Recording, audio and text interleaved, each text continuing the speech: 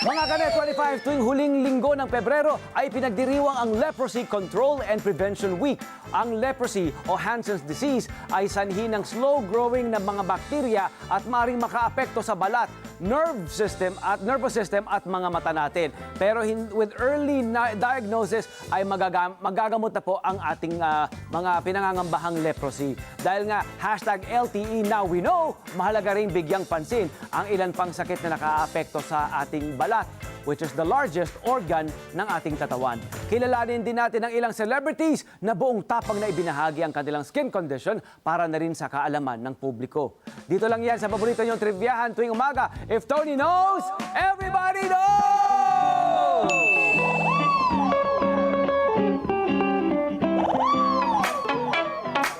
Okay, skin condition trivia number 1!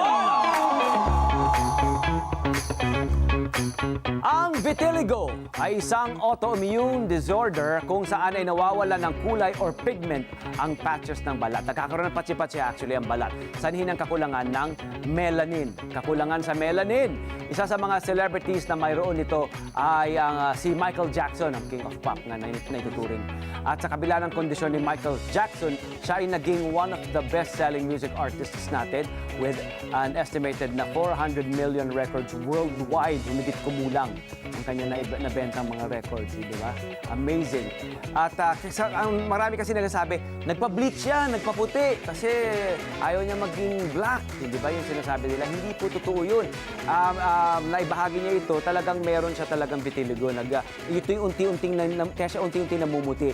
Kaya mini-makeupan lang siya, pinagpapantay-pantay lang ang kanyang makeup, ang balat niya sa pamamagitan ng makeup hanggang sa hindi na niya makonceal, talaga namang namuti na yung buong katawan niya. Yun ang kanyang condition. Yun ang condition niya. Vitiligo. Kahit mga Pilipino, mayroon tayong mga cases ng ganyan dito sa Pilipinas. Skin condition number 2!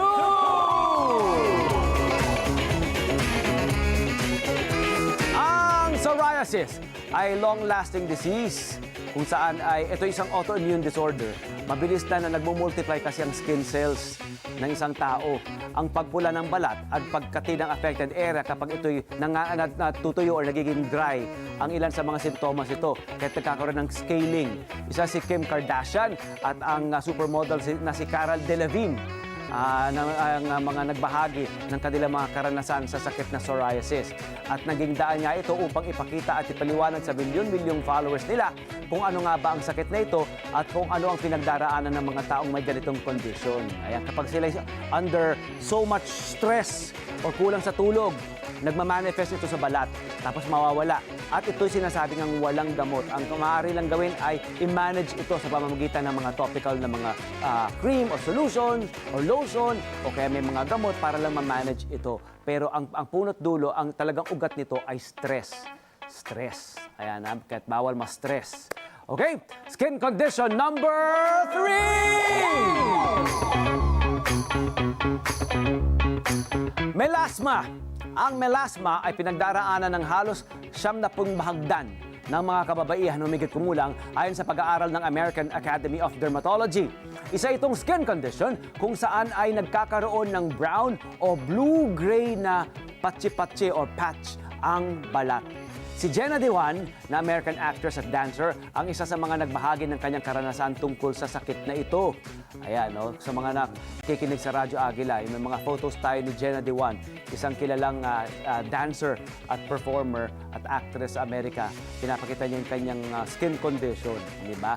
At parang ring ipinaparating din ng mga artistang ito, ng mga celebrities na ito, na sila'y tao lamang katulad natin, di ba? Ayan, pare-pareho lang ang mga pinagdaraanan. Skin condition number 4! Oh. Echo! Ano nangyari, Echo? Echo! Ayun! Nagagahan ka na ba, Echo? Alopecia areata. Alopecia areata. Isang autoimmune disorder ito na nagdudulot ng pagkakalagas-lagas ng buhok. Ilan sa mga maaaring sanhi nito, hormonal changes, pwedeng genetic, ibang medical conditions pa, stress, o yun nga, gaya ng aking nabanggit, genetics. Ang American actress, singer, and talk show host na si Jada Pinkett Smith, ang asawa ni Will Smith, ay naging bukas sa publiko nang ma-diagnose siya with alopecia areata noong 2018. Marami rin mga Pilipino ang pinagdaraanan yan. Okay? Lalo na may mga may mga versions ito sa yung mga ilan sa mga kababaihan na bagong panganak. Hindi ba may mga ganung pinagdaraanan? Okay? Ilan lamang sila sa mga taong hindi napatalo sa kanilang mga sakit. Bagkus ay ginamit pa nila ang kanilang plataforma para magpalaganap ng kaalaman tungkol sa mga naturang sakit or disorders na ito. Sana ay marami kayong natutuhan ngayong umaga. Ano pa po ang gusto niyong pag-usapan? Mag-message lamang po sa Net25 at malay nyo, ang requested topic nyo, ating mapag-uusapan. Hello po mga ka-Net25! Si Kuya Tony Pet po ito mula sa Love, Tony Pet and Everything. For more Love, Tony Pet and Everything updates, just click on our subscribe button and follow us on our Net25 social media pages at Net25 TV and at Net25 Entertainment Facebook. Magkita-kita po tayo!